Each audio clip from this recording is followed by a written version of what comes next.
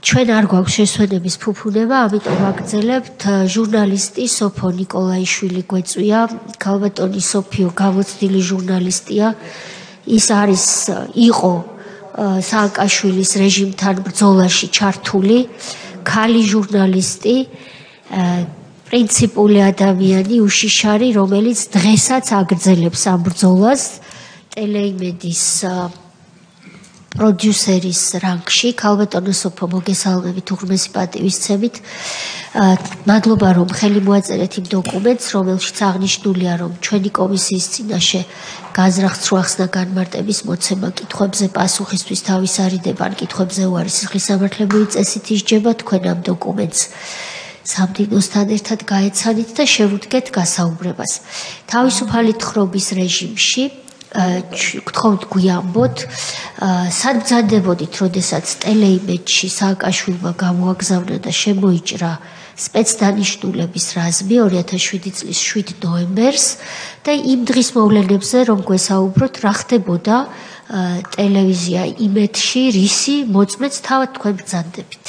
კი ბატონო, 2007 წლის 7 ნოემბერს მე ვიყავი ტელეიმედში, ემზადებოდით პოლიტიკური თოქ-შოუსთვის ღია ეთერი. მე ვიყავი პროდიუსერი ამ გადაცემის ერთ-ერთი და ყავდა უამრავი სტუმარი, მოწვეული თუ არ ვცდები 29 სტუმარი და ვემზადებოდით გადაცემისთვის. მე პირადად ვიყავი მესამე სართულზე. იქ იყო ჩვენი ოთახი განლაგებული, განთავსებული. სხვათა შორის მახსოვს, რომ მთელ დღის განმავლობაში იყო ეს ხმები, რომ შეიძლება აქაც შემოვიდნენ. მას ვერ რაც რიყე დაარბიეს, უფრო თითქოს რეალისტური გახდა ეს. უბრალოდ სხვათა შორის ყოველი შემთხვევისთვის ავდექი და მანქანა გადავაყენე მოშორებით ტელევიზიიდან და შემდგომ დავბრუნდი. მაგრამ ეს იყო რაღაც ავტომატურ რეჟიმზე. ნამდვილად ვერ ვუშვებდით რეალურად თუ გაბედავდნენ და ტელევიზიასაც დაესხმებოდნენ თავს. ზუსტად 20 საათი და 40 წუთი იყო, ქრონიკა მიმდინარეობდა და დასასრულისკენ, როდესაც ეს შემოჭრა მოხდა. საშინელი ხმები ისმოდა, საშინელი მე ჩემი კოლეგებისგან ვიცი და მე კადრებშიც ვნახეთ, რომ ეს არ იყო შემოსვლა, ეს არ იყო არც კი შემოჭრა, ეს იყო თავდასხმა. შემოჭრაც არ არის სიტყვა. შემოვიდნენ სპეცდანიშნულების რაზმის შემოვარდა. აგრესიაც არ ქვია ამას, აი ტერორისტები რო უნდა აიყვანო და ტერორისტები რო უნდა გაანადგურო, აი ამ განწყობით ლეწავდნენ ყველაფერს გზაზე, აბსოლუტურად ყველაფერს, აპარატურასაც კი გზაზე შეხვდებოდათ. ჩვენი კოლეგები პირველ სართულზე ყველანი დააწვინეს ხელებით წინ, იატაკზე პირდაპირ. შეანგრიეს საეთერო სკარები, მოკლედ მიზანი იყო სასწრაფოდ ტელევიზიის გათიშვა. მაუწყებლობის. და აი ამას ეძებდნენ საიდან და ამიტომ ყველაფერს ლეწავდნენ. ეს იყო მიზანი. აუცილებლად დააღვნიშნო, რომ რაც არ უნდა კანონიერი ყოფილიყო ეს შემოსვლა, მათი მხრიდან კანონიერად გაფორმებული, ეს არ იყო როგორც აღვნიშნე შემოსვლა და შემოჭრა, ეს იყო თავდასხმა. მაგრამ უნდა აღვნიშნო, რომ არავითარი დოკუმენტი ჩვენ არ მოგვსვლია, რის საფუძველზე იყო ასეთი აქტი. ეს მხოლოდ მოხდა შემდგომ დღეს, როდესაც მაშინდელმა პროკურორმა ნიკა გვარამიამ მიმართა სასამართლოს, რომ დაყადაღებულიყო ტელეიმედის ქონება. ოღონდ წინა დღეს დარბეულები ვიყავით. საღამოს, როდესაც ეს ყველაფერი მოხდა, გვიან გამოცხადდა საგანგებო მდგომარეობა. ანუ არავითარი კანონიერი რაღაცა, ან უკანონო რაღაცა იურიდიული დოკუმენტი არ არსებობდა ამ დროს, როდესაც ეს ხდებოდა ტელეიმედში. ჩვენ ვიყავით მესამე სართულზე, ამოვარდნენ მობილური ტელეფონები ეგრევე დაგვაყრევინეს ძირს. გვითხრეს რომ კედელთან დამდგარიყავით და არ გამძრეულიყავით. ეს ახლა მოყოლით, ხო? ძალიან ესეთი სუბუქი სურათი შეიძლება იყოს. მე თუმეტეს რასაც თქვენ აქ ისმენთ დღეების და განმავლობაში. წარმოუდგენელ ისტორიებს. აქ იყო ერთი ძალიან მნიშვნელოვანი ფსიქოლოგიური, თუ არა ფიზიკური განადგურების შიშის ჩანერგვა, რომ შენ რო ჟურნალისტი გონია თავი, შენ რო ბოდიში ამ სიტყვისთვის ტლიკინებ პირდაპირ ეთერში და ასე შემდეგ. არავინ არ ხარ ჩემს პირობებში. გაგანადგურებ დღესვე ფიზიკურადაც თუ კი დამჭირდა. აი ამის ამის განცდის განცდა იყო დაეტოვებინათ ეს განცდა ჩვენში მთელი ამ ძალადობრივი კამპანიის.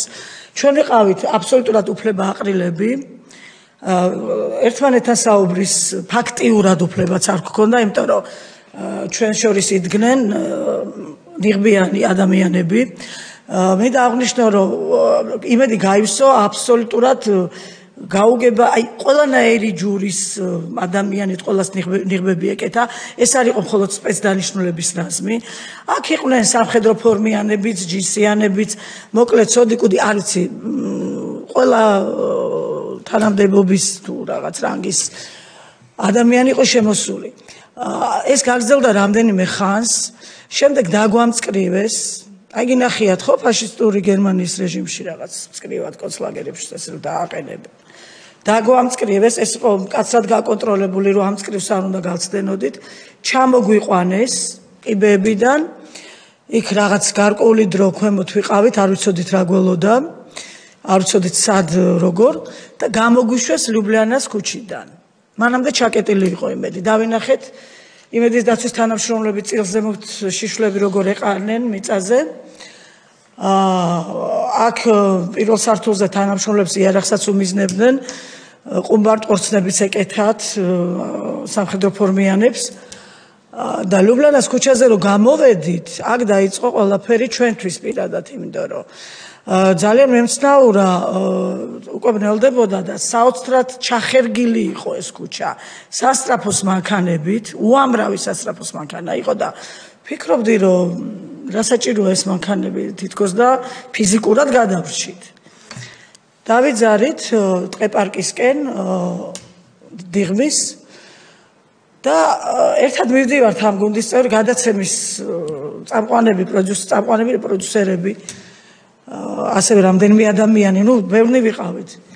და უცბად რაღაც 200 მეტრი რო გავიარეთ, აი ესე აპრიალ და ანათთა ციმციმები და დაიწყეს სპეცრაზმის წარმომადგენლებმა, რაღაც რობოტებმა ეს ფარებზე ხელჯოხები, ხელკეტების რახუნი და დაიძნენ ჩვენსკენ. მოკლედ გვდიეს, დაიწყო დარბევა. ვინსად ეს ძალიან ისეთი სიტუაცია იყო, ვინსად გავრბოდით, მაშინ ხო ხვდებით, განცდა იყო, რომ ეს რობოტი მოდის და თავში გირტყავს და ცხოვრება თავდება.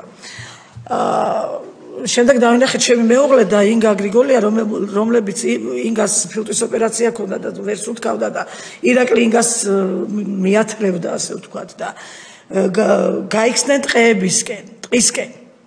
და სოფო მოდი აქეთო დამიძახა და მეც წავედი. ამასობაში ბევრი ერთმანეთს დავშორდით ვისაც გარბოდა და ამ ტყეებისკენ რამდენიმე ადამიანი გავიქეცით. ესენი გამოგვეკიდნენ ამ ტყეებში. რამდენიმე ტყვია ირაკლის მოხდა სამსადენი გაზი, არ ვიცი რა ვისუნთქეთ. აი ესე დავარდნით, ადგომით რაღაცნაირად კორპუსი დავინახეთ და ამ კორპუსის მაცხოვრებლებმა შეგვიფარეს, მიგვათრიეს, აგვიყვანეს და ჩავკეტეს ოჯახებში. და გვეუბნებოდნენ რომ გეხვეწებით, ჩუმად იყავით, იმიტომ რომ აქ ვიღაცა ცხოვრობს და არ გაიგოს რომ ესე შეგიფარეთ. აქ ასე ვიყავით, იყო ორსული დიანა ტრაპაიძე, საკმაოდ დიდი ორსული იყო, მე ჩუმად საათების მერე მოვიდა სასწრაფო დახმარება და პირველი დიანა გაუშვით, ცხადია. ინგაც მოხდა სამავტყოფოში და როდის რაღაცა მანქანა მოგვაკითხა თანამშრომლის, რომ გაიგო რომ აქ ვართ და გამოგვაპარა ამ ოჯახიდანაც. რა თქმა უნდა, ჩვენ იმედში ვეღარ შევედით ერთი თვის განმავლობაში. ეს იყო იმის დემონსტრირება, რომ არავინ არ არსებობს ამ ქვეყანაში, არავით არის ჟურნალისტი, თუ კი მე გადამეღობები. იმიტომ რომ ტელეიმედს ქონდა თავისი სარედაქციო თავისუფალი და ობიექტური პოლიტიკა და ტელეიმედი აშუქებდა იმას, რაც არ აწყობდა სააკაშვილის რეჟიმს და პირდაპირ მათი აღქმით და ალბათ ასეც იყო, ღუპავდა რეპუტაციას და საერთოდ ამ რეჟიმს. ეს იყო ეს დღე. ეს მოვლენები ასე არ დასრულებულა, სამწუხაროდ ნაციონალური მოძრაობას სხვადასხვა მეთოდები აქვს განადგუროს თავისუფალი მედია და მინდა აღნიშნო რომ ეს დროის საკითხი იყო მიხეილ სააკაშვილმა ყველაზე კარგად იცოდა თავისუფალი მედიის ფასი იმიტომ რომ სწორედ ამ მედია მოიყვანა ის ხო მაშინ როდესაც შევარდნაძის ოპონენტი იყო და ოპოზიციაში ახალგაზრდა ლიდერი და ასე შემდეგ მედია ედგა მას მხარში რევოლუციის პერიოდშიც სხვათა შორის მე მაშინ მზეში მუშაობდი და მზეს განსხვავებული პოზიციები ჰქონდა და ამის გამო ხშირად მოღალატე მეძახეს მაშინაც როდესაც ნაციონალური მოძრაობის წევრები უნდა ჩამერთო ჩვენს გადაცემაში ღამის თოქ-შოუში პოლიტიკურში ну ამით იმის დაფიქსირება მინდა რომ მე მისი მხარდამჭერი და აპოლოგეტი არასოდეს ყოფილი ვარ პირადად მე ამიტომ მე აზრი არასოდეს შემიცვლია ამიტომ მიშა სააკაშვილმა რაც დაიწყო როდესაც მოვიდა ხელისუფლებაში ეს იყო სწორედ ამ მედიის განადგურება ხო მიიტაცა მედიები და ერთი აუღებელი ციხესიმაგრე ეს იყო ხო იმედი ეს დარბევის შესახებ მოგიყევით შემდეგ დაიწყო უმძიმესი პროცესები არანაკლებ ძიმე ეს იყო იმედის გამოშიგუნა შიგნიდან გადაბირება თანამშრომლების ჩაძირული გემიდან ასე გვარწმუნებდნენ რომ იმედი მაინც ვერ აღდგებოდა თანამშრომლებზე იყო უდიდესი ზეწოლა ასე ხელაღებით ვერ ვიტყვით იმიტომ რომ ჟურნალისტები არის ჯგუფი ახალგაზრდების ადამიანების მათ უკან ოჯახები დგას და ასე შემდეგ და ასე შემდეგ ზოგს მუქარით ოჯახის წევრის დაპატიმრებით ზოგს თანხების შეთავაზებით ზოგს სამსახურის და ასე შემდეგ და ასე შემდეგ და ესეც მოხდა ძალიან ბევრი თანამშრომლმა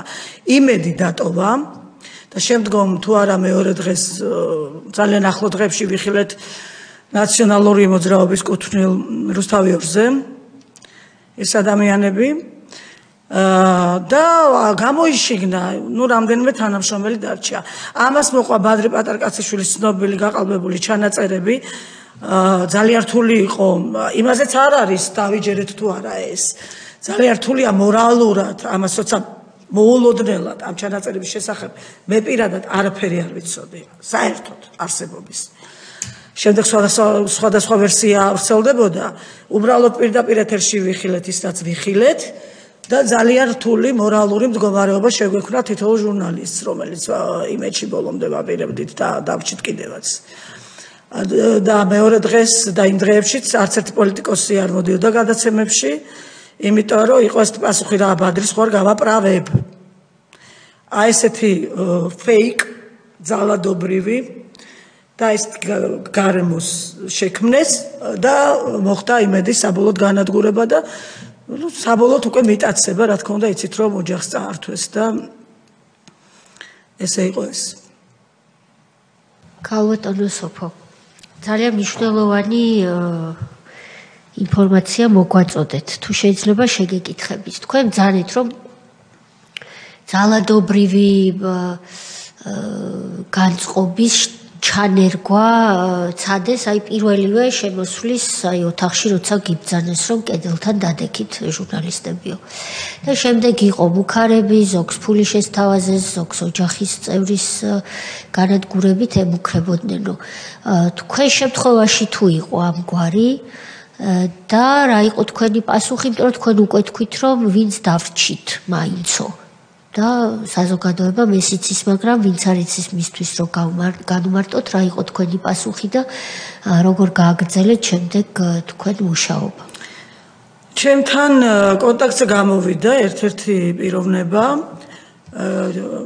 და მაშინ კრედიტები გქონდა მე და ჩემ მეუღლეს და შემოგთავაზა კრედიტების დაფარვა ხელის დადებანების მე ნუ რაღაც რამდენიმე ვერსიაზე სამსახურის და ასე გაგრძელება ცხოვრების ყველანი ვაცნობიერებდით რაღაც მომენტში რომ ამ პირობებში რეალურად მომავალი არ გქონდა მომავალი რა თქმა უნდა კატეგორიული უარი კრედიტების დაფარვაზე და ფულზე სამსახურზე უნდა ვთქვა რომ ვუთხარი რომ ვიფიქრებთ ხო საბოლოოდ ეს ვერ შევძელი ცხადია და დავრჩი იმედში მე ეს გადაწყვეტილება მივიღე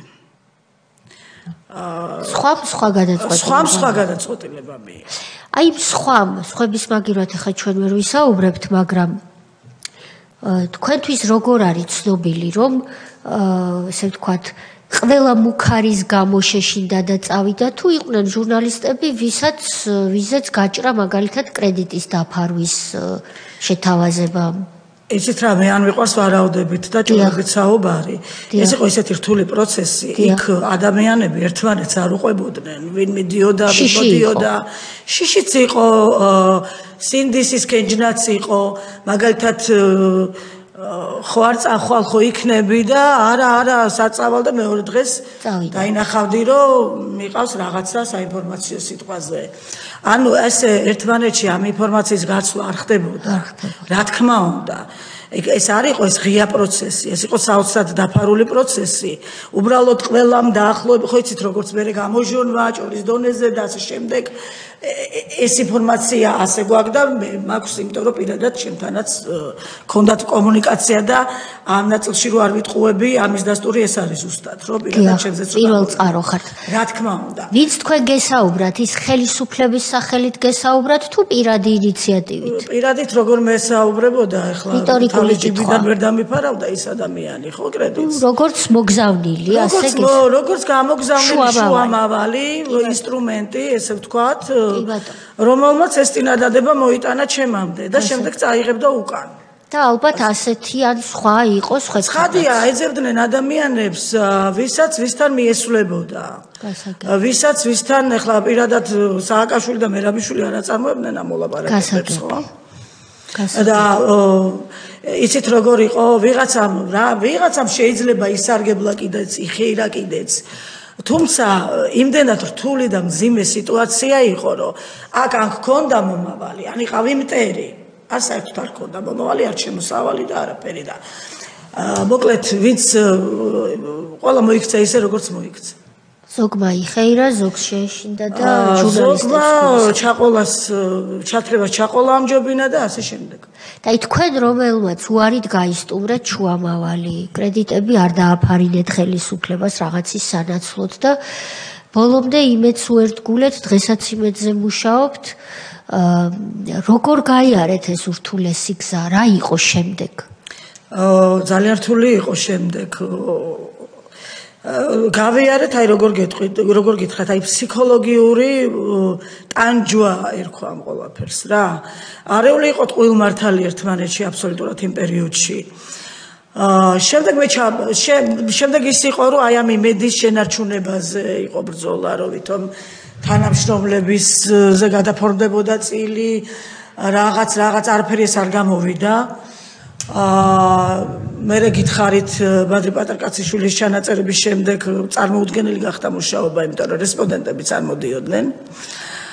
და იმედი დაიხურა და ნუ შემდეგ იყო ის, რომ მე 6 წელი ამუშაობდი ჟურნალისტიკაში საერთოდ. კი ბატონო, ტელევიზიაში. შესაბამისად, ხელისუფლება რო არ შეცვლილიყო და რაღაცა უფლებების აღდგენის პროცესი არ დაწყებულიყო მათ შორის იმედის ნაწილში, ის ვინც თქვენს მაგალითზე რომ ვთქვათ, იტყოდა უარს შეთავაზებაზე, სარფიან შეთავაზებაზე, იმას მომავალი აღარ ქონდა რეალურად. იცით რა, იმ მომენტში შეიძლება და ესეც გეფიქრა. იმ მომენტში. იმდენად წარმოუდგენელი ძალადობა, ნახეთ როგორი თანმიმდევრობით მოხდა ეს ყველაფერი, ფიზიკური ძალადობა. არა მხოლოდ ფიზიკური, ფსიქოლოგიური, რომ შენ არავინ არ ხარ. მე შემიძლია ერთ დღეში გაგანადგურო ყოველგვარი კანონის დარღვევით. სააკაშვილმა მეორე დღეს დემოკრატიის დაცვა უწოდა იმედში შემოჭრას რა. რომ ეს იყო აბსოლუტურად ადეკვატური ქმედება. აი ამ ფონზე ასეთ შეფასების ხო რეალობა რა არის და შენას უწოდებდა ვისთან აგაკ საქმე. ადვილი წარმოსადგენია როგორი ძნელი განსასაზღვრი იყო შენი ბედი როგორ ჟურნალისტის იმ მომენტში როდესაც ასე შემოიჭნენ შემდეგ ასე გატერორებენ რომ ან დათანხმდები ჩემ შემოთავაზებაზე ან არ ვიცი შენ მომავალი რა იქნება. უმძიმესი სიტუაცია იყო და უმძიმესი გარემო იყო და შემდეგ ეს გაფეიკება და გაყალბება ბადრი პატარკაციშვილის ჩანაწერის.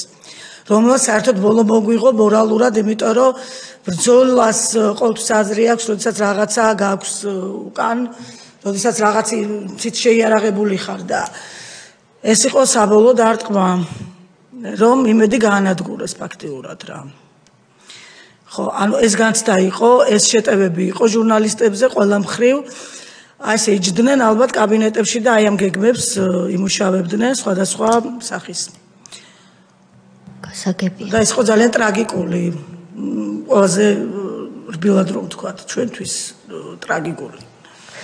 ბოლო კითხვა ჩემგან და შეიძლება მე კიდე ჩავერთო. დღეს თქვენ იმედზე მუშაობთ. გაქვთ საპასუხისმგებლო და მნიშვნელოვანი საქმე. რამდენჯერაც ის მავნებლური ძალა, რომელიც ძლივს გავისტუმრეთ ხელისუფლებიდან 2012 წლის 1 ოქტომბერს და ზოგი ქუჩიდან, ზოგი უცხოეთიდან, ზოგი კიდევ ვივამედიდან კვლავ იბრძვის ხელისუფლებაში დასაბრუნებლად, რამდენჯერაც ისინი ასე ვთქვათ, რაღაცა ტიპის თემას თუნდაც თითიდან გამოწვევის ჩაიგდებენ ხელში, ხორციელდება ხოლმე ტალღებად ამ წლების განმავლობაში კვლავ ჟურნალისტების დათრგუნვა, ბულინგი რო ქვია. კი. ასეთი იყო სულ ახლახან იმედის ჟურნალისტებზე განხორციელდა გარკვეული მათი მხრიდან ზეწოლები, დაბულინგება, დათრგუნის მცდელობები, რომ რატომ მუშაობ, მოღალატეები არიან, ვინც განსხვავებულ აზრს ვიტყვით ყველა ხომ რუსეთუმეები და ახლა უკვე რუსები ვართ და ასე არაერთი ჟურნალისტი მე დარწმუნებული ვარ, რომ წარმატებულადაც დააბულინგეს და გაიყვანეს ტელეარხიდან. ეს არის ერთი და იგივე ქცევა, უბრალოდ ჩემთვის, მაგრამ ამ ჩემას თქვენთან ვამოწმებ. ეს ერთი და იგივე ქცევა, ანუ ისინი არ იცვლებიან, მიუხედავად იმისა, სად იქნებიან, უბრალოდ არის ერთი განსხვავება. მაშინ ხელში ეჭირათ იარაღი, ახლა ეს იარაღი არ აქვთ. ჯერჯერობით არ აქვთ. შიგნიდან როგორ ჩანს ეს ყველაფერი, მე ეს ჩემიც რო აღქმა ხომ არ არის, რომ ერთი და იგივე მეთოდებთან გვაქვს საქმე და ჟურნალისტებს, მათ შორის პირველ რიგში იმედის ჟურნალისტებს, ისინი დღესაც ებრძვიან და იმედს. ქალბატონ თეავე, ყოველთვის ვამბობ, რომ საქართველოს ერთ-ერთი ძალიან დიდი ტრაგედია არის, რომ ვერასოდეს ვერ ვაფასებთ ახლო ისტორიას სწორად, ობიექტურად. არ ვიცი რატო, ყველას ნათესავები და მეგობრები ვართ, ალბათ ძალიან მნიშვნელოვანია, რომ ახალ თაობას, მათ შორის ჟურნალისტების, არ აქვს ის ნანახი, ის რაც ჩვენ გვაქვს გამოვლილი და ნანახი, არ აქვს ამისი ანალიზის უნარიც, იმიტომ რომ ეს უნარი უნდა ისწავლო, ხო? უნდა იმუშაო იმდენი ხანი, რომ ეს უნარი გამოგიმუშავდეს, თან მათ შორის ისეთ გადაცემებზე, რომელიც ანალიტიკას ითხოვს. მე მუშაობდი ასეთ გადაცემებზე, მე ვარ ძალიან აი ამ მოვლენების შემსწრე და აბსოლუტური პასუხისგებლობით მინდა ვთქვა და ეს პირველად არ არის რომ ამას ვამბობ. ყველა ძალიან ბევრი ეთერში მithქვამს ეს. ეს ძალა არ იცვლება არასოდეს. არც მისი განახლება მოხდა, ეხლა რო წინა პლანზე რაღაც კომიკური პერსონაჟები არიან ლიდერების სახით და როგორც კი ისინი ძალას იგზნობენ, უცბად რო გაჩნდება ყველა მთავარი მონაწილე იმ ტრაგედიების, რასაც თქვენ აქ უსმენთ დღეების და თვეების განმავლობაში. არ იცვლებიან ცხადია, აი როგორც მაშინ ხდებოდა ის შეთქმულებების მოფიქრება, ეს ნოემბრიდან ნოემბრამდე ფილმების მოგონება, ეს ადამიანების ინტერვიუების გაყალბება, ადამიანების ისტორიების გაყალბება, ადამიანებისთვის ფეხზე ქვების კი არა და ლოდების მობმა და ისე გადაგდება ზღვაში გასამართლების გარეშე, ეს ძალა არ იცვლება. ეხლა არ აქვთ მათ ეს ძალაუფლება. უბრალოდ ეხლა აქვთ ეს იარაღი პარტიული მედიის სახით და არა კრიტიკული მედიის, პარტიული მედიის სახით. ქმნიან ფეიკებს, ქმნიან ადამიანებისგან, ანტიგმირებისგან გმირებს, ამას ახვევენ საზოგადოებას, ჟურნალისტებისგან, რომელიც მათ მხარს არ უჭერს, მათ აკრიტიკებს, ქმნიან მოღალატეებს, რუსეთუმეებს. მე მიმაჩნია, რომ მოღალატეები თავად უნდა თავიანთ რიგებში მოიკითხონ და ამაზეც მისაუბრე არაერთხელ, რატო ფიქრობ ასე? აბსოლუტურად იგივე მეთოდები, აბსოლუტურად იგივე ბოროტება. და ხო ძალიან ხშირად ამისვას ჩემი თავისთვის კითხვა, რომ ხო ესეც რო არის რაღა დროს ნაციონალური მოძრაობა. ამდენი წელი გავიდა, 9 წელი გავიდა, 10 წელი. ფაშისტური გერმანია, თვითონ დღეს გერმანიაში ფაშიზმზე ყოველ წელს ფილმს იღებენ. ყოველ წელს. და ყველაზე პრესტიჟულ საერთაშორისო კინო დაჯილდოებზე, კანი იქნება ეს ბერლინალე თუ ოსკარი, ყველაზე ხშირად სწორედ ასეთი ფილმები იმარჯვებს, რომელიც საკონცენტრაციო ბანაკებზე და ხალხის წამებაზე და ასე შემდეგ მოგვითხრობს. ანუ ეს რას ნიშნავს? ანუ არათუ გერმანია, მთელი მსოფლიო, მთელი ევროპა არ ივიწყებს ფაშიზმს. იმიტომ რომ ეს არის წარმოუდგენელი, იმიტომ რომ ჩვენ თუ გვინდა ჰუმანური მსოფლიო, ეს არ უნდა დავიწყოთ. და თქვენ რასაც აქ ისმენთ, რა ისტორიებსაც აქ ისმენთ. რაღაცა მასშტაბები დაუშვათ, ხო, ცოტა პატარა, არახან პატარა ქვეყანა ვართ. მე მიმაჩნია, რომ ეს იყო ფაშიზმი. ფაშიზმი. მე ასეთ შეფასებას ვაძლევ, ეს ჩემი უფლებაა. და მე მგონი ძალიან ობიექტური ვარ იმის გათვალისწინებით, რასაც ესენი ძალაუფლების მიღმა აკეთებდნენ, მიღმა. ამიტომ აუცილებლად უნდა შეფასდეს. აუცილებლად და მე იმედი მაქვს, რომ როგორც ჟურნალისტს ამ ქვეყნის ეს იქნება ასე. მათ შორის სერიოზული შედეგებით. მადლობა. კითხვები? ბატონი სოზარი. დიდი მადლობა ბატონო სოფო. აი ეს რო გავიხსენოთ, როცა თქვენ მოგიყვანეს უკვე გარეთ ლუბლიანას ქუჩაზე. იქ რა აი საფრთხე რა შეიძლება ყოფილიყო რომ დაეწყო ჟურნალისტების დევნა კი ვიცით მაგრამ მაინც კიდევ ერთხელ აი რა ვითარებაში ბატონ სუზა წარმოდგენა არ მაქვს ჩვენ გვეგონა რომ ყველაფერი დასრულდა იქით კინოსტუდიის მხრიდან ჩვენ მხარდამჭერი იმედის მხარდაჭერისთვის ხალხი იყო მოსული იქაც მოხდა ცემატყება სპეცრაზველების მხრიდან ამ ხალხის და ჩვენ ვიფიქრეთ რომ ანამ ხალხთან მივალთ ან სახლებში წავალთ აბსოლუტურად ყველაფერი გვეგონა დასრულებული არავით არის ნიშანი რომ ეს დარბევა კიდე რაღაცა გაგრძელდებოდა გარდა იმისა რომ ესე ტუსაღებივით ჩამოგვიყვანეს ტუსაღებივით აყვარეს ტელეფონები რომ იქ რამე კადრი არ გაპარულიყო აგვიკრძალეს სიტყვის ამოღების უფლება წაგვართვეს და ეს არისო მარტივი თემა, ანუ მოწმენდილთაზე, ანუ გეუბნებიან რომ არავინ არ ხარ. გუშინ იყავი ჟურნალისტი, დღეს არავინ არ ხარ. დღეს არავინ არ ხარ, უბრალოდ. დღეს მე ვარ აქ და ჩემი ძალაუფლება აქვს. და როგორც კი ამას აღუდგები, შენ არ იარსებებ, ხო? არ იარსებებ. ესე. გამოვედით და ნუ აბსოლუტურად არაფერი, აი, ვიფიქრე რომ დასრულდა და ეს იყო. მაგრამ მოხდა ის რაც მოხდა როგორც გითხარით უცბად აბსოლუტურად უცბად როგორც ჩანს აი ლუბლიანას გამოსასვლელ იმედის გამოსასვლელიდან რამდენიმე ესქნებოდა ალბათ 200-300 მეტრი აი ესე მთლიანად ეს გადაკეტილი ლუბლიანას ეს გზა სულ იყვნენ ეს სპეცრაზმი ჩაყენებული რა თქმა ესენი იყვნენ ჩუმად და ჩვენ საკმაოდ მივახლოვდით რომ უცბად აი თუ რაღაც ეს არ ვიცი რა იყო ფარები არ ვიცი რა იყო უცბად დაიწყო ეს ხო შოკის მომგვრელი და რეალურად იმდენად მოულოდნელი იყო და რომ წამოვიდნენ უკვე ჩვენსკენ არ ვიცი აი მართლა ხანდახან უკარო ვიხედებოდი რამდენიმე ნაბიჯში და ისიც არ ვიცი როგორ გადავჩირო თავში არ მოხდა ეს ხელკეტი რაღაცნაირად ვარდებოდით, მე რა ვდგებოდით. მე ამ ძალიან დიდი მილი იყო გაზის იმას გადავევლე იმის ქვეშ დავიმალე ვიდრე აი მინდორში გავიქცეოდით. ეს იყო სამაგალითო დასჯა. კიდე ანუ ის არ იყო საკმარისი შიგნით რაც იყო. ეს იყო სამაგალითო დასჯა, რამხელა შიში შეიძლება რომ აი ესეთი შიში გაგიჩინონ, რომ არანაირი წინააღმდეგობის გაწევის სურვილი არასოდეს არ გაგიჩნდეს. თუ შეხა ჭიანჭველა ამ ამ სახელმწიფოში. ჭიანჭველაც არ ხარ. აი ესე დაგაბიჯებენ ფეხს და გაგსრესენ. არ ხარ არა. თქვენს მეუღლეს რამდენი თქმა ქონდა მოხვედრილი თუ გახსოვთ? 6 თუ 11 6 თუ არ შემე 6.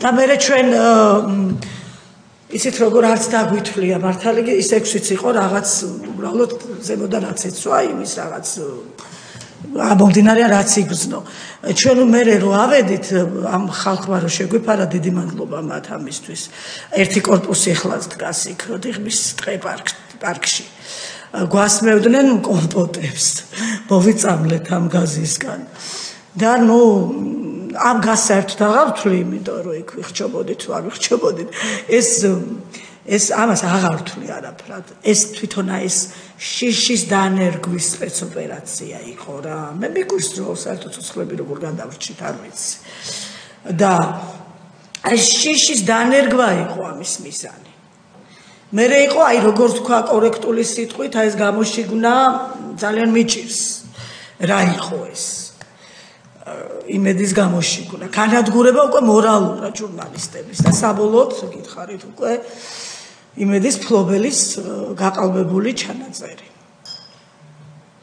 გაყალბებულ ჩანაწერზე მეორედ ახსენებთ თუ მესამედ უკვე და რა იცით ანუ საუბარია რაზე ვინც არ მოყვება დისკუსიაში სხდომებს არ უსმენს ან შეიძლება არ არის იმას აკის რომ იცოდეს ესე იგი რაც ჩანაწერს ეხება საქმე და რატომ თვლით რომ ის რაც საზოგადოებას შესთავაზა რუსთავიორმა რომელსაც მაშინ სააკაშვილი და მისი გუნდი მართავდა ეს იყო პოლიტიკური ტელევიზია მიტაცებული მათ მიერ რომელიც შემდეგ უკვე ჩვენი ხელისუფლების პირობებში სტრასბურგის სასამართლოს დავის მოგების შედეგად დაუბრუნეთ გამოვტაცეთ ნიკა გვარამიას ხელიდან რამდენიმე წლის წინ აი იმ რუსთავიორზე გავიდა ეს ჩანაწერი რატომ თვლით რომ ეს არ იყო ის ჩანაწერი რაც რეალურად ბადრი პატარკაციშვილმა გააკეთა რატომ გამოიყენეს ეს რა იყო მიზანი ბადრი პატარკაციშვილის წინააღმდეგ და რაში მდგომარეობდა გაყალბება რა იცით თქვენ ამის შესახებ მე რას ვიცი გეტყვით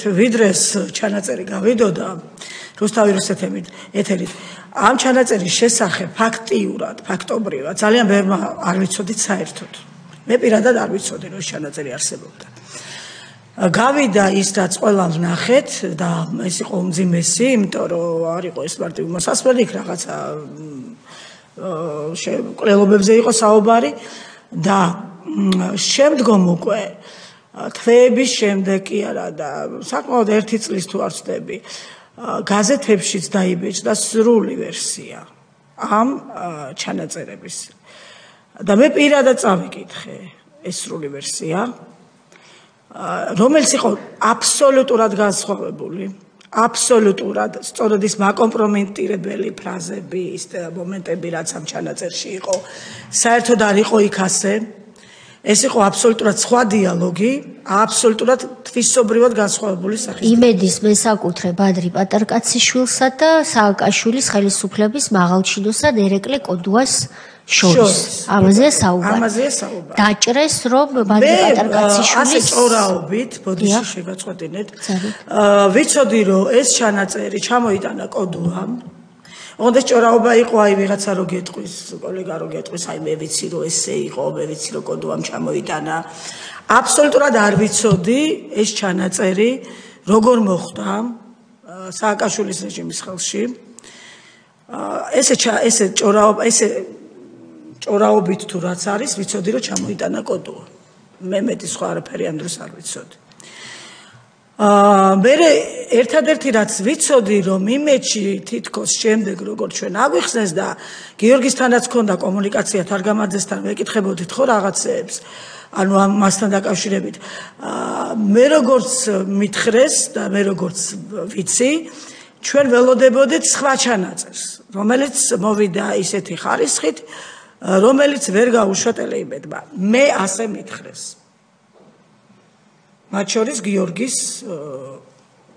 გიორგიმ თვითონ თუ არ ვწდები და პირველ წყარო ვინც იყო უბრალოდ ვისთანაც ამაზე მოკითხვის საშუალება ჰქონდა ასე მითხრეს მე რომ ის იყო კოდუას ჩამოტანილი და აქ ველოდებოდით დამატებით ბადრის ვერსიას ეს პირადად ვინ გითხრა თქვენ გიორგისთანაც ჰქონდა კომუნიკაცია თარგამაძესთან რა თქმა უნდა უსვავდით კითხვებს ამის შესახებ და რა ვიცი კოლეგებში ასე ვიცოდით ყველა იცით რა, მე ისევ გიორგის ვახსენდება, იმიტომ რომ იმ ლოგიკით რომ გიორგის ვკითხავდით აუცილებლად, ხო რა ხდება ხო? ამ დროს რა თანამდებობა ქონდა თარგამეძის? გიორგი იყო საინფორმაციო პოლიტიკური გადაცემების ხელმძღვანელი. ანუ მას ჰქონდა წამყვანი თანამდებობა. ხო, აქედან გამომდინარე, მაგრამ მან დაგიდასტურათ, რომ ჩვენ მივიღეთ, მაგრამ უხარისხო იყო ეს დაადასტურა. უშუალოდ მან თუ ტექნიკურმა პერსონალმა ეხლა ძალიან მეჭირს ამის გახსენება რა. მაგრამ ის რომ იმედმა ეს მიიღო, ეს დავას არ იწევდა, უბრალოდ უხარისხო იყო. იცით რა, ჩვენ ეს ადვილად დავიჯერეთ. ძალიან ადვილად.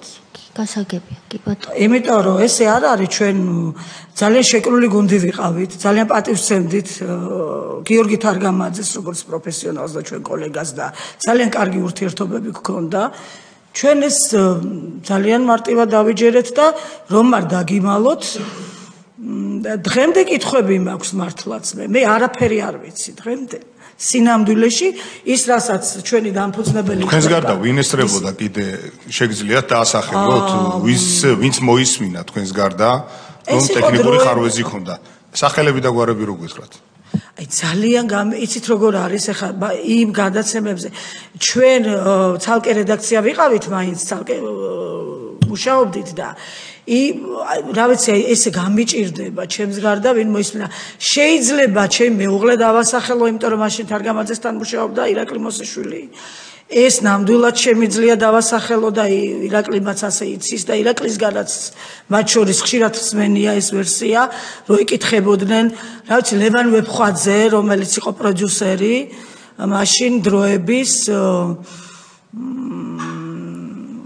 ხო დანარჩენი რა ვიცი ეს შედარებით ინფორმირებულები აი ეს მე რასაც ყვები ამასთან დაკავშირებით რომ ჩვენ ეს ვიცოდით რომ რაღაც ჩანაწერი სადღაც ან დაიკარგა ან ისეთი სახით ჩამოვიდა რომლის გაშვებაც შეუძლებელი იყო მე ასე მახსოვს რომ ასე გითხრეს და ასეთი ინფორმაცია ქონდა რამდენად მართალია ქალბატონო სოფო რომ ჩვენ ბატონ ვიქტორ ჯაფარიძეს მოусმინეთ თქვენამდე ვინც იქ იყო როცა დაგარბიეს თავადაც იყო მსხვერპლი სხვა დეპუტატებთან ერთად როცა სპეცრაზმი შემოვარდა იმედში და მან თქვა რომ რეალურად მან ნახა როგორ ექცეოდნენ დეპუტატებს მას და სხვებს ჟურნალისტებს და ერთადერთი ვინც სპეცრაზმმა პატივისცემით გამოაცილა შენობიდან ეს იყო სწორედ გიორგი თარგამაძე. იცით თქვენ ამის შესახებ? მე გეტყვით რაც ვიცი. ბოლომდე მოლოდინი გქონდა მე პირადად რომ გიორგის დაიჭერდნენ და ძალიან მეშინოდა ამის.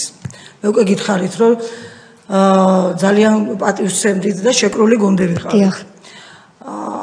ჩვენ რო ჩამოვედით პირველ სართულზე რაც დავინახე ის იყო რომ გიორგი ჩაასვეს რაღაც მანქანაში და გაიყვანეს ტერიტორიიდან. ბოლომდე მეგონა რომ ის ჩვენს დასანახად გაიყვანეს ამ ფორმით და შემდეგ მას დაიჭერდნენ.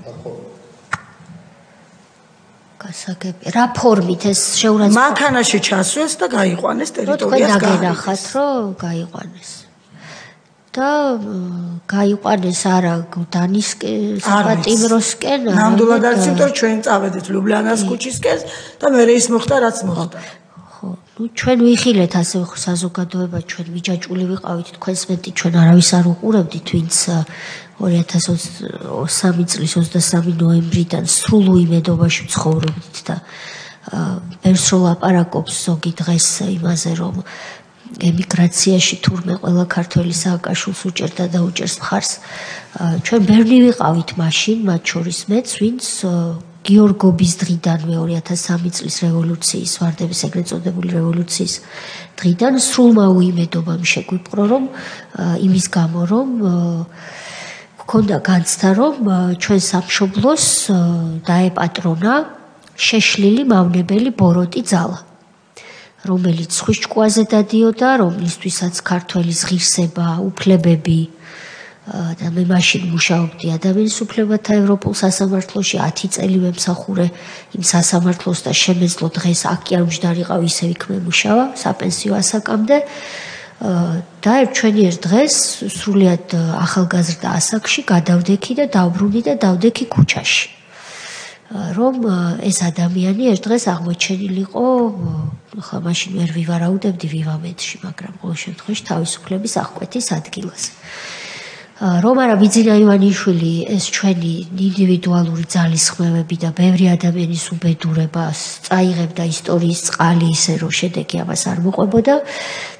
მადლობა ღმერთს რომ მან ეს გადაწყვეტილება მიიღო და გაგვაერთიანა, მაგრამ ყვები იმას რომ ეს ადამიანი ძალიან ბევრი ემიგრანტისთვის იყო და არის მიუღებელი და ქვეყნის შიგნით მცხოვრები ადამიანების დიდი უმრავლესობისთვის იყო და არის მიუღებელი. შესაბამისად დღეს ჩვენ რატოსავთ ამდენ კითხვას რომ ნახეთ მიჯაჭული ვიყავით იმედის ეთერი იყო ჩვენთვის აი ციხესიმაგრე თქვენ თქვით დარჩენილი ერთადერთიო აბართხლებდა თავის სახელს ეს იყო იმედი. იმედი იყო რომ მე მახსენდება რომ სამსახურიდან მიუხედავად იმისა რომ წლებთან ერთად მოხდა თუ არა ვარდების რევოლუცია, მე ხლა ამ მიკროფონს ვიყენებ, იმიტომ რომ მანდ ვერ დავჯდები, რომ ჩემი ამავიც თქვა, ხო? მეც ხო მოწმე ვიყავი ამ ყველაფრის. მოხდა თუ არა ვარდების რევოლუცია, რომელამდეც მე 3 წელი ვემსახურე სტრასბურგის სასამართლოს და მაგიდაზე მეტო მხოლოდ 3 თუ 4 საქმე. გურამ აფსანძის და კიდევ 2-3 საქმე. რომლებიც ჩიოდნენ რომ საქართველოს ჩვენი უფლებები ირღვევაო. მეტი საქმე არ იყო. საქმე არ იყო. გესმით რას გეუბნებით სტრასბურგის სასამართლოში? საქართველოსდან არ იყო. შევარდნაძის რეჟიმი რო ქვია და არქვეს, შევარდნაძის მმართველობის დროს საქართველოსდან საჩივრები არ იყო. მოხდა თუ არა ვარდების რევოლუცია? მე მაშინ ერთადერთი იურისტი ვიყავი. იმდენად ბევრი საქმე დამეწერა შესასწავლად და ერთი მეორეზე უარესი, რომ ნუ იქაც ჩვენ არა მხოლოდ იმედზე თქვენ, მაგრამ ჩვენ შეკრული გუნდი ვიყავით და ერთმანეთში იურისტებს შორის ახლა უცხოელები იყვნენ სხვები, სხვადასხვა ქვეყნის წარმომადგენლები, ჩემს სართულზე ფრანგები, ლუქსემბურგელები ძირითადად, იმიტომ რომ მე თვითონ ფრანგულენოვანი ვიყავი და ენების მიხედვითაც იყო ეს გადანაწილებული, რომ ვეხუმრებოდით კიდევაც ერთმანეთს, სულ რო ერთად მუშაობ, ხუმრობ კოლეგები ერთმანეთში. ჩემთან მიმართებაში იყო ესეთი ხუმრობა. რომ ჩაივლიო იურისტი წულუკიანის ოთახის წინო მანამდეო ჩანდაო და ეხლა აღარ ჩანსო. ეს დილობიანი ხუმრობა იყო, ნუ ეს უწყინარი ხუმრობა, რომ ხუმრობა ასახავდა მწარე რეალობას. მე ჩავიძირე საქმეებში. მე აღარ ჩანდი, ხო ესედაც შეიძლება აქაც ძლივ ჩანვარ, მაგრამ ისე აღარ ჩანდი რეალურად. ეს საქმეები იყო პატიმრების წამება, ჰეპატიტით, ტუბერკულოზით მკვლელობა, უსამართლო სასამართლო ბიზნესის რეკეტი, დახვრეტები ქუჩაში და ადამიანების უბედურება მოიყარა ჩემს მაგიდაზე. თავი რის გამოც მე 2010 წელს გადავდექი, უკვე სანდრო გირგულიანის საქმეც რო შემოვიდა, ეს იყო უკვე ჩემთვის ბოლო წვეთი. დავტოვე და წამოვედი. მაშინ აი რთულ დროს იმედი იყო ერთადერთი იმედი. მეტი არ არსებობდა. პრესაჯი დაკეტეს მერე, თქვენს მერე უკვე ITV-ში, იმიტომ რომ რაღაც ალტერნატივები გიორგი იაკობაშვილი იყო, რომ იმედი რაღაცნაირადო მაესტრო იყო საკანი 5 პროექტი და ასე შემდეგ, მაგრამ იმედი მაინც ყველაზე მასშტაბური და დიდი იმედი იყო სხვებთან შედარებით.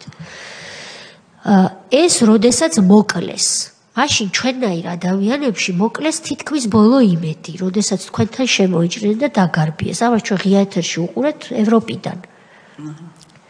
რუსეთში კი არ გვისწავლია ლიაკა ხოშტარიასავით. ხო. და ეს რომ მოკლეს, დღეს მე მაგ განცდა, კიდევ გიტრიალებთ შეკითხვას. რომ თითქოს დღეს კვლავ ცდილობენ ამ იმედის მოკლას.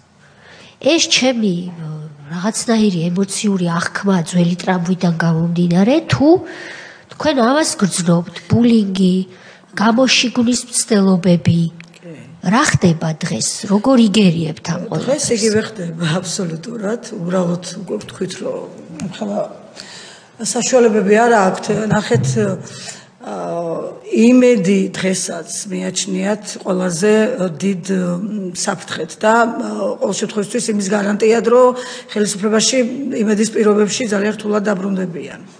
იმიტომ რომ იმედს აქვს უდიდესი რეიტინგი, სხვათა შორის ძალიან უცნაურია ესეთი ყოველთვის ძალიან დიდი რეიტინგი აქვს ხოლმე გადამეტებულად კრიტიკულ მედიებს.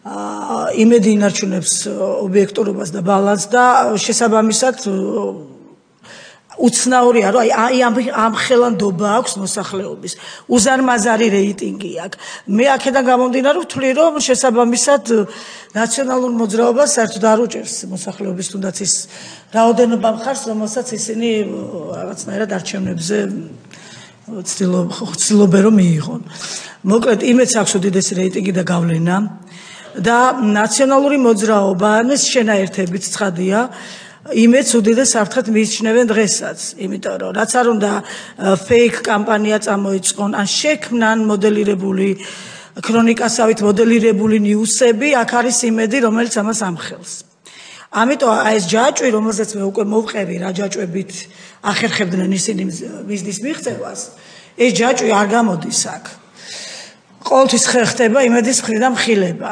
რა თქმა უნდა არის შეტევა პიროვნებებზე, ცალკეულ ჟურნალისტებზე. ვიღაცას ჯერა იმ ნარატივების რუსული მედია რას გვეცა ტევე ნაძეჟდა და ამ შემდეგ. უბრალოდ აი ამ ძალისგან, ამ პარტიული ჟურნალისტებისგან არასოდეს არ მივიღებ არანაირ ასეთ შეფასებას.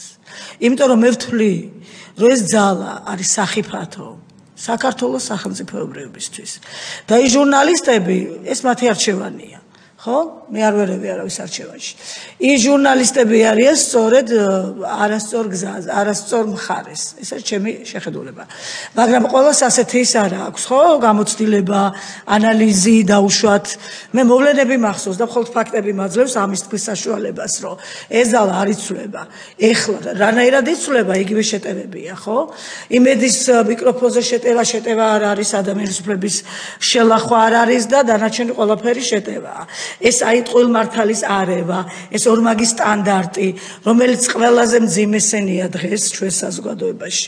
აი ეს ყველაფერი არის მათი დანერგილი. ყველაფერი. და თუ კი იმედი უფრო რადიკალური გახდა მათ მიმართ, ეს არის მათი დამსახურება. იმიტომ წარმოუდგენელია სხვანაირად მათ ებრძოლო. წარმოუდგენელია უბრალოდ. მათ მიმართ ესეთი უნდა იყოს ჩვენ გაცხადებული გვაქვს ჩვენი სარედაქციო პოლიტიკა და საერთოდ არ მიქმნის ეს მე რაიმე დისკომფორტს. კი ბატონო. ხო, გეთანხმებით იმაში ბატონი სოზარდასონს კითხვას, რომ მათი განცდა და მოთხოვნაც უფრო კატეგორიული რომ იმედი ჟურნალისტია დავამატებ ვიღაცას აჯერებენ რომ არაევროპულ ტელევიზიაში მუშაობენ მათი ეს წარმოდგენები რომელი ევროპულია ის მეთოდები რითაც ყოველდღე იბრძვიან ანტიგმირებს გმირებად რო გვისახავენ ანტიგმირებს ამ საზოგადოებას ამას რო ასმენინებენ ბავშვებს ახალგაზრდა თაობას აბსოლუტურ ანტიგმირებზე რო ზრდიან აბსოლუტურ მოღალატეებს რო და შეუმდგარ წარუმატებელ გაბოროტებულ ადამიანებს რომ გმირებად წარმოგვიჩენენ და ასე შემდეგ ეს არის უდიდესი მავნებლობა პოლიტიკაში კი არა მარტო საზოგადოებაში და ასევე არიან იმეჩიც იყვნენ ჟურნალისტები წამყვანები ვისაც დააჯერეს ან რაღაცა იმ ბაბლის ისეთი ნაწილია რომელთანაც ყოველდღიური ურთიერთობა აქვს და უბრალოდ ვერ უძლება მას მორალურად ან იჯერებ რომ ასე გაწყობს ხო იმედი ის არის ტეხავს აი არაფერს არ ტეხავს ბოდიში თქვენთან ამ სიტყვისთვის და რატომაც არ ტეხავს უყურეთ რეიტინგებს და ხალხის დობას ეს არის ნომერ პირველი ტელევიზია მაყურებელს ამ დობისთვის მაყურებელს დიდი მადლობა მართლაც იმედი ჩვენთვის ვინც ვიბრძოდით რჩება დღეს იმედად და იმისა რომ ჩვენ ამ ბრძოლას საბოლოოდ მოვიგებთ. ეს რეგლამენტში ასე არ წერია, მაგრამ რა კი ჟურნალისტი ხართ და მისვით კი ბატონო. აი როგორ გააშუქეს მაინტერესებს მედიამ თქვენ რომ მოიგეთ ისტორიული მართლა ეხლა თქვენ პირადად არც გიცნობთ და დამიდასტურებთ რომ სენტიმენტები როგორ ჩინოვნიკის მიმართ ნამდვილად ვერ მექნება არ გიცნობთ პირადად თქვენ როდესაც იყავით მინისტრი იუსტიციის თქვენ გუნდთან ერთად კოლოსალური სამუშაო გაწიეთ სწორედ ამიტომ გიწევდით გადაცემაში რომ აი სამუშაო კოლოსალური გაწიეთ და საერთაშორისო ტრიბუნალი მოუგეთ რუსეთს 2008 წლის ომში გამოცხადა აგრესორად რუსეთი და ის დამალული იარაღიც აღმოაჩინეთ და დაადასტურეთ რომ გორში ჩამოაგდო რუსეთმა სწორედ ის აკრძალული ისკანდერი თუ არ ვწდები ხო კასეტური ბომბი მოკლეთ ეს რომ ყველაფერი თქვენ გააკეთეთ, რომ ჩაიწერა საერთაშორისო სასამართლოებში, რუსეთი გამოაცხადეთ აგრესორად, საქართველოს ხელისუფლებამ თქვენ იყავით. ოცნებამ კი. ოცნებამ კი. თქვენ გაწიეთ ეს სამუშაო ხო თქვენ სამინისტროსთან ერთად ჩვენი სამინისტრო აწარმოებდა დავას კი ბატონო იმედმა გააშუქა ისე როგორც იყო როგორ გააშუქდა ესე მაინტერესებს რუსეთი ხელისუფლებამ ეს რანაირად მოახერხა და ამ შემდეგ მოკლედ ბესმის რასაც ამბობთ რა კითხვა გასაგებია ისტორიულია არის ის პასუხი რაც თქვენ თქვით იგივე აქაც იგივე იყო რომ მოდელირებული მათ მიერ გამოგონილი რეალობა გაასაღონ რომ არის სინამდვილე და მე მახსოვს მაშინ როდესაც მაშინ უფრო ხშირად გვიწევდა მინისტრებს პარლამენტში მოსვლა ვიდრე ეს დღეს არის შესაძლებელი მაგრამ კარგი იყო ეს მე ვთვლი, მუდამ ფორმაში გვამყოფებდნენ დეპუტატები ჩვენ მაშინ და მოვედი სწორედ დავების მოგების შემდეგ და ვხსნი დეპუტატებისთვის და ამას უსმენს საზოგადოება რომ აი ეს დავა მოვიგეთ რომ და მაშინ ოპოზიცია იჯდა დარბაზში მახსოვს რომელმაც ვერ მოიგო თუ არ ვწდები ვერ მოიგო კი არა განზრახ წააგეს რამდენიმე დავა ეს იარაღის დამალული იყო და ეს იარაღიც გაატანეს რუსეთის წინააღმდეგ ერთ-ერთი მთავარი სამხელი გაატანეს ამერიკელებს შოთა უტიაშვილმა პირადად თქვა რომ მერავიც წაიღესო ჩვენ ეს შევატრიალეთ და ყვები ამას პარლამენტში და მე მახსოვს იმ საღამოს რომ იბრუნდი სახლში რამდენი ზარი შემოვიდა ნაცნობებისგან და მეუბნებოდნენ რომ კი მაგრამ თქვენ თუ იმ კითხვას მისვამდნენ რასაც დღეს თქვენ რიტორიკულად ვცნობთ კი მაგრამ თუ თქვენ ქართული ოცნება ამ დავებს რუსეთს უგებთ და მოუგეთ რატომ გეძახიან რუსებს ხო ანუ ეს კითხვა მუდმივად არის და ხალხი იყო შოკში ჩვენ ამიტომაც უფრო მეტი შრომა გვევალება რომ აი მთავობას ვინც აქ ბრძანდება და მე კიდევ ერთხელ ჩვენ სტაჟიორებს მივესალმებით რომ განათლება იმისთვის კი არ არის საჭირო ქალბატონებო და ბატონებო ქალბატონებო განსაკუთრებით რომ დედამთილს მოეწონოთ ხო თუმცა დედამთილთან მეგობრობა აუცილებელია და ჩემთვის ეს ერთ-ერთი ყველაზე დიდი მეგობარი იყო სანამ გარდაიცვლებოდა. განათლება მარტო მაგისთვის არ არის საჭირო. განათლება არის საჭირო იმისთვის, რომ ტელევიზიიდან, ან ქუჩაში, ან მაღაზიაში ვიღაცა რო რაღაცას გეტყვის, შენ იმის შეფასება შეძლო, შენი გონების და ცოდნის წიგნიერების ფილტრში გატარება შეძლო და მიხვდეს სად არის სიმართლე. და არაერთად ჩაგზახებენ ის ამოსახებად. მადლობა. სხვა შემთხვევაში შენ ხარ რობოტი, ან ქართულად რო ვიტყვით, ქვევრი. რასაც ჩაგზახებს მიშა სააკაშვილი, ჯვარი გწერია თქვენ ყველას, იმას ამოსძახებს გიორგი თარგმანი. როგორადაც იქცა ბოდიში ქართული მედია იმედის დახურვის შემდეგ. დიახ. იმის მერე ჟურნალისტური თაობა ფაქტობრივად არ გაზრდილა. ფაქტობრივად არ გაზრდილა. თავისუფალი, რა თქმა უნდა, არიან ცალკეული წარმომადგენლები, რომლებმაც რაღაც პირადი ნიჭების შედეგად ეს თავისუფალი აზროვნების ჟურნალისტები ფაქტობრივად არ გაზრდილან. იყო ეს ძალიან დიდი ჩავარდნის პერიოდი. ამაშია საქმე. ამაში. აი მისთვის არის განათლება, ამისთვის ხარ ახალგაზრდა, რომ შენ მოусმინო იმას, რასაც ყვება ქალბატონი სოფო მოусმინო იმას, რასაც ყვებიან სხვა ადამიანები ჩვენს წინაშე გამოდის, ესეც ერთგვარი განათლებაა, ინფორმაციის მიღება განათლებაა და იქიდან გააკეთო ანალიზი, რას მიცეხმა, რას არ მიცეხმა. ყველან უნდა იყოს მშვიდად. ჩვენ ზუსტად ისე გვემატება ასაკი როგორც სხვას და ჩვენ მუდმივად უბრალოდ ამის გამოც ვერ ვიქნებით დიდხანს ხელისუფლებაში. ვიღაცამ უნდა შეგვცვალოს, მაგრამ ჩვენი მიზანია ჩვენ შეგვცვალოს, ჩვენზე უკეთესმა, ჩვენზე ახალგაზრდამ და იმან ვინც იცის რომ საქართველო არის მუდმივად დასაცავი და სხვის ჭკუაზე კი არ უნდა მართო, არამედ უნდა მართო იმ ჭკუაზე, რაც არის ეროვნული ინტერესი და რასაც ქართველი ხალხი ამდენი საუკუნე ზურგით მოათრევს და მოაქვს ღირსეულად, მაგრამ იყო დრო როცა მოათრევდით. ერთი ხელით იბრძოდნენ, მეორე ხელით ვაზისგან ღვინოს წურავდნენ და სააკაშვილივით ვენახებს არ ჩეხავდნენ. ეს არის ჩვენ მუდმივად შეგვიძლია თქვენთან საუბარი, ძალიან ბევრი ინფორმაციის მატარებელი ხართ, ბატონ სოზარს ვატყობ რომ ჩამოწერილი აქვს კითხვები, იქნება უთხოვ სიტყვა. ბატონმა ილია მითხოვა მანამდე, რიგში რომ ჩადგეთ, გაგვთხოვ კითხვები. ბატონი ილია, ბატონი სოზარი და შემდეგ ჩვენ თუ წინააღმდეგი არ იქნებით, უნდა დავამშვიდობოთ ქალბატონ სოფოს, იმიტომ რომ ბატონი ლევანი გაჩეჩილაძე, რომელმაც თავისი ჯანმრთელობა შესწირა იმ რეჟიმთან ბრძოლას გველოდება და მისი დიდხანს ლოდინი არ არის რეკომენდებული. ბატონი ილია, ბატონი სოზარი. თუ გამიშვებთ, არ დავალოდებ დიდხანს. მოკლედ თუ ეცდები რომ გითხოთ. იმ ღამეს რამდენი თანამშრომელი იქნებოდა იმედში?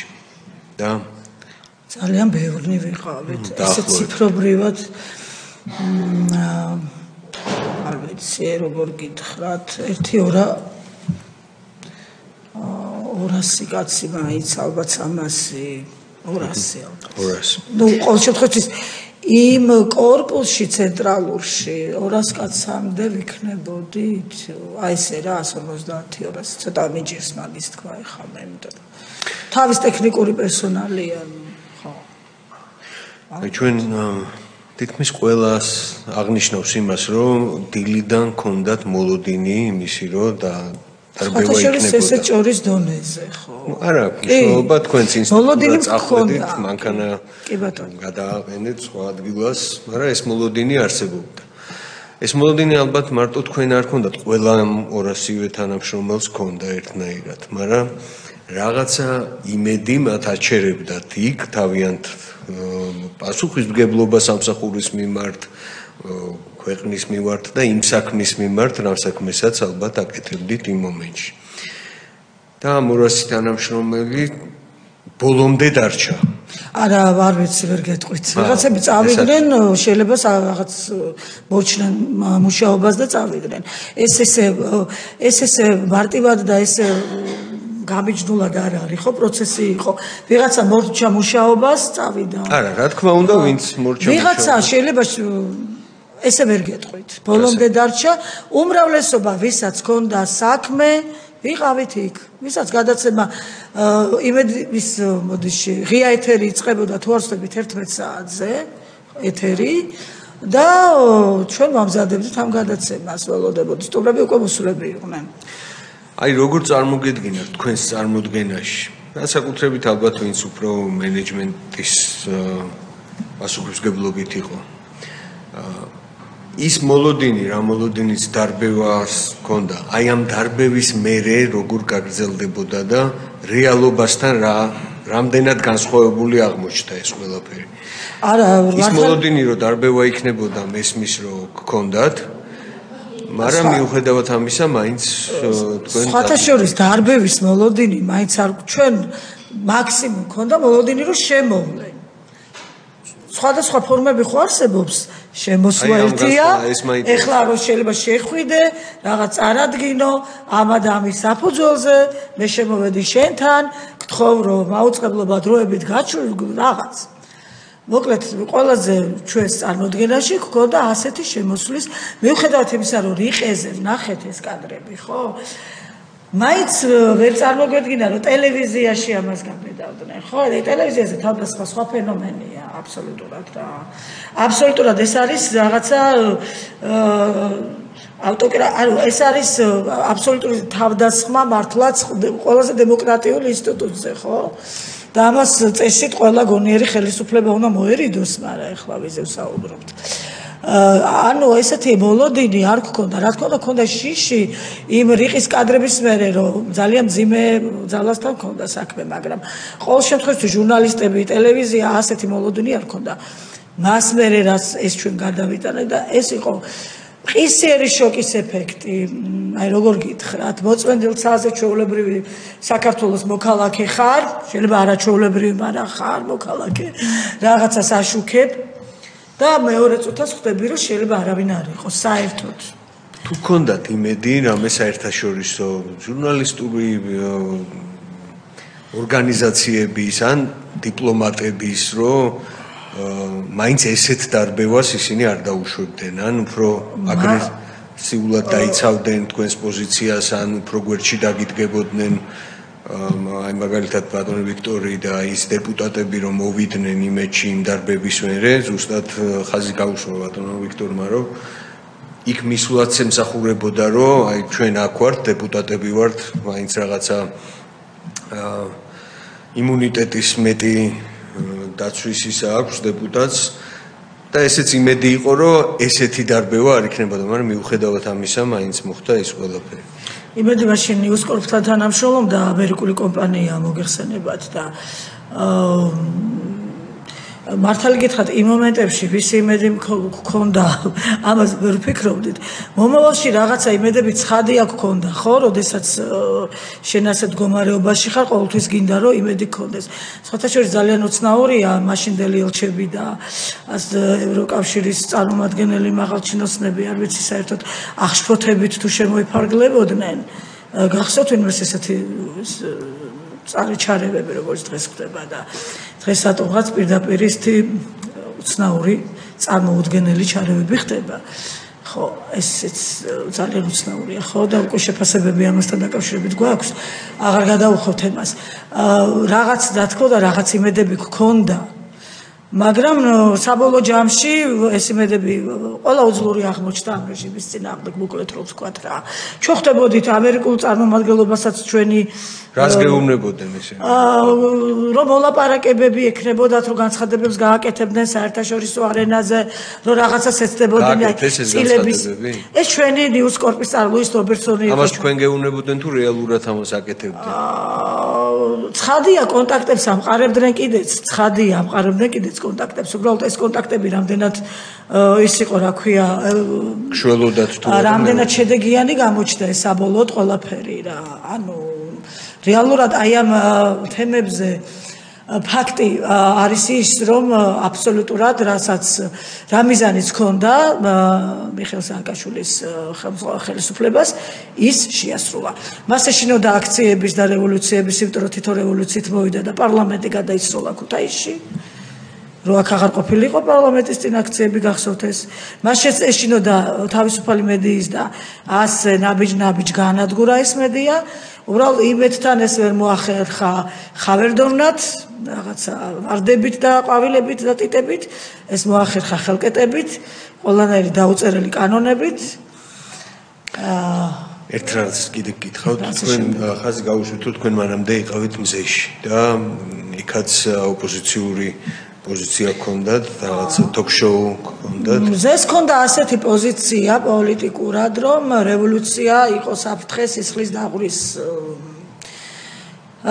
ანუ ვარდების რევოლუციაზე მაქვს საუბარი რომ შეიცავდა ძალიან დიდ საფრთხეს დაწყებულიყო რაღაცა შეხლა შემოხლა მოსახლეობას შორის და რომ შეიძლება დაღურილიყო სისხლი ასეთი პოზიცია გქონდა მზეს მოკლედ ჩვენ ვაშუქებდით ოღონდ ყველანაირად პირადად მე დავდიოდი მიმაგრებული ვიყავი ასე ვთქვათ ნაციონალური მოძრაობის ოფისს ჩვენ ერთად გავიზარდეთ მე ოცნებიდან არავის არ ვიცნობ აბსოლუტურად და მემოწმება მაგრამ იმ ახალგაზრდა პოლიტიკოსებთან ერთად როგორც ჟურნალისტი და პოლიტიკოსი ერთად გავიზარდეთ ჩვენ ჩემს გვერდზე იდგნენ ჩართვებზე და უბრალოდ კომუნიკაციაში ვიყავი იმიტომ რომ მაშინ მოქმედი ჟურნალისტი ვიყავი ეს და მზე აშუქებდა ამას აბსოლუტურად ყველაფერს. უბრალოდ ეს პოზიცია ქონდა, რომ დიდად ასე იგრძნობოდა, რომ არ თანაუგრძნობდა ვარდების რევოლუციას. როგორ დამთავრდა მზის? მზეც დაიხურა. მე მზიდან გადავედი იმედში. და შემდგომ თვეებში ცოტა ხანი იყო მზე და მე გადაეცა დავით ბეჟუაშვილს თუ არ ვწდები და შემდეგ დაიხურა. არ მინდა რამე შეცდომა დაუშვა ესე ზეპირად არ ვიმახსოვრებ რაღაცებს თავიდან ვაგდები. მათზე იყო რამე ზეწო? არ ვიყავი მე მაშინ მზეში და ვერაფერს გეტყვით. კარგი, მადლობა. ბატონი სოზარი. რამდენიმე ამბავი უნდა გავიხსენო უბრალოდ ეხლა თქვენ ლაპარაკობდით ცილის წამებაზე, ზეწოლაზე ჟურნალისტების მიმართ, ბულინგს რო უწოდებენ დღეს, რაც დღესაც გრძელდება. უბრალოდ მაშინ გქონდათ იარაღი, ტყვია, ციხე, წამება, ქონების წართმევა, პლუს ცილის წამება, დეზინფორმაცია. დღეს დარჩათ დეზინფორმაცია, ცილის წამება, ტყვილი, მაგრამ დღესაც ძალიან აქტიურად იყენებენ ამ იარაღს. სხვათა შორის, იმედში შეჭრის ერთ-ერთი გამართლება შემდეგ გქონდათ თითქოს იარაღები იპოვეს სახელმწიფო გადატრიალებისთვის საჭირო იარაღები იპოვეს რომელიღაც სავარძლის ქვეშ. ახლა სავარძლის ქვეშ რო იარაღს დამალავდა, იმიტომ რომ გადატრიალებას მოწყობას ეცდები, საბოლოოდ ესეც არ დასტურდება, რა თქმა უნდა. იმედ არ დადასტურდა, რა თქმა უნდა. იმედთან ერთად გათიშეს ტელეკომპანია კავკასია და 25 არხი ბათუმის. ოღონდ იქ არ შეჭრილან. უბრალოდ გათიშეს. მეორე დღეს, როდესაც შეხვედრა მქონდა ამერიკის შეერთებული შტატების ელჩთან და მეთიუ ბრაიზა იყო ასეთი წარმომადგენელი შეერთებული შტატების მთავრობის საქართველოში თუ კავკასიაში სპეცწარმომადგენელი და მათ უთხარი ამის შესახებ მათქოს რომ ეხლავე მოაგვარებდნენ ამ კითხვას მეთიუმ აიღო ტელეფონი დარეკა და მითხრა რომ 5 წუთში მითხრა რომ ძალიან მალე ჩაერთვება ის ორი არხი. იმედი რა თქმა უნდა არ ჩართულა. ანუ საიდან და ვინ იღებდა გადაწყვეტილებებს კიდევ ერთი დასტური მაშინ ჩვენს ქვეყანაში. კიდევ ერთი საკითხი, ეს ჟურნალისტებს წეგარო შეგეკითხეთ, რა ხდებოდა, აი რო გახვედით ლუბლიანას ქუჩაზე. თითოეულ ამ ჟურნალისტს შევხვდი და პირადად მაქვს მათგან ახსნა განმარტებები მიღებული. ის ემოცია, ის ცრემლიანი თვალები, ის სასოწარკვეთა, ის ბრაზი, უბრალოდ დღესაც კი მახსოვს და დღესაც არ მოვიწდება და ჩემთვის გამოუგნებელი იყო, როცა ძალიან მალე ზოგიერთი ამ ჟურნალისტთაგანი სხვადასხვა არხებზე გამოჩნდა და იქ კრედიტების დაფარვა, რაც თქვენ შემოგთავაზეს მათ მიმართ განხორციელდა და ასე შემდეგ. სახალხო დამცველი ვიყავი, როგორც სახალხო დამცველს მაძლევდნენ ამ ახსნა განმარტებებს და ამგვარებს არ დავასახელებ. სამწუხარო ის არის, რომ როგორც კი პოზიციიდან წავედი, მთელი ეს არქივი, მთელი ეს ჩანაწერების შემდეგ გაანადგურეს როგორც უვარგისი და სახელმწიფოსთვის უინტერესო არქივისთვის უინტერესო მტკიცებულებები და ეს ყველაფერი არის განადგურებული. ნიკა გვარამიაზე, ხო, სანამ ნიკა გვარამიამდე მივალთ, ჩანაწერის თემა კარგად რო განვმარტოთ, რომ თითქოს რაღაც უხარისხო ჩანაწერი არსებობდა, როგორც თქვა გიორგი თარგამაძემ, ხო? არანაირი უხარისხო და ხარისხიანი ჩანაწერები არ არსებობდა. არ არსებობდა ორი ჩანაწერი, იყო ერთი ჩანაწერი, ერთადერთი ჩანაწერი, რომელიც პატრი პატარკაციშვილმა გამოაგზავნა ლონდონიდან, გამოაგზავნა ტელეკომპანია იმედში და რაღაც მანქანებით ის შემდეგ გავიდა ტელეკომპანია ეთერში. თუმცა სანამ ისა ტელეკომპანია რუსთაველის ეთერში, თუმცა სანამ ტელეკომპანია რუსთაველის ეთერში გავიდოდა, ეს ჩანაწერი ჰქონდათ სუსში, სადაც მიდიოდა მისი დამუშავება, მისი დამონტაჟება. დამონტაჟება თქვენ რატო ჩავარდით შოკში, როცა ეს ყველაფერი მოისმინეთ, რომ განმარტოთ საზოგადოების იმ ნაწილისთვის, რომელსაც ეს არ ახსოვს. იქ იყო ლაპარაკი, რომ პატრი პატარკაციშვილი ამბობს, რომ მე ჯერ სროლაც კი არ დამიწყია და ვაპირებს სროლის დაწყებას, ანუ კონტექსტი ეს იყო. და უცებ შეგეძლო გეფიქრა, რომ ლაპარაკი იყო რაღაც სახელმწიფო გადატრიალების მოწყობაზე და სროლის დაწყებაზე. როცა სრული ჩანაწერი გამოქვეყნდა, იქ არის ლაპარაკი ამაზე, რომ მათ მთელი PR ჭიდი დამაცალეს და მე ჯერ არც კი დამიწყია, არც კი დამიწყეს ჩემი PR ბრძოლა, ამაზე იყო ლაპარაკი და ესეთი შეკოწებული რაღაცები შექმნეს ყალბი წარმოდგენა თითქოს რაღაც სახელმწიფო გადატრიალებაზე იყო ლაპარაკი. ეს მათი ერთ-ერთი მეთოდი ბრძოლის. ვინ გააკეთა ეს ჩანაწერები ერთ-ერთი ადამიანი, წეგან თქვენ ახსენეთ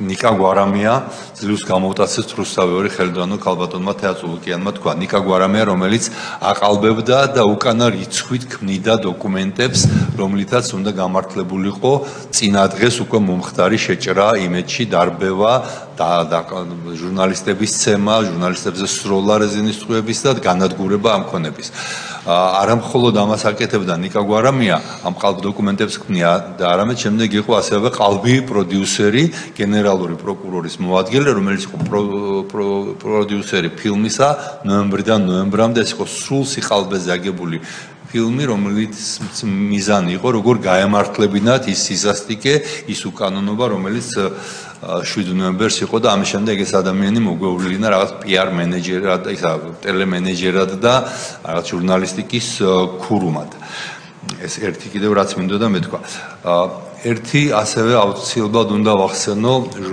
არასამთავრობო ორგანიზაციების როლზე. არასამთავრობო ორგანიზაციები, რომლებიც დღეს ხელისუფლებას უწოდებენ არალეგიტიმურს, დგებიან პარლამენტის წინ მიტინგზე და მიტინგებს აწყობენ და იმ მიტინგებზე ითხოვენ მთავრობის გადაყენებას, ტექნიკური მთავრობის შექმნას და თვითონ უნდა მოვიდნენ ხელისუფლებაში და ეს ზუსტად იგივე არასამთავრობო ორგანიზაციები იყვნენ მაშინაც და ზუსტად იგივე სახეები უმრავლეს შემთხვევაში დღემდე პრაქტიკულად არ იცვლება ეს სახეები. 7 ნოემბერს მას შემდეგ რაც უამრავი დარბევა მოხდა მთელი დღის განმავლობაში, მეც როგორც სახალხო დამცველი უსასტიკესად ვცემეს ოპერასთან, საღამოს მე და ახალგაზრდა იურისტთა ასოციაციის ხელმძღვანელი გიორგი ჩხაიძე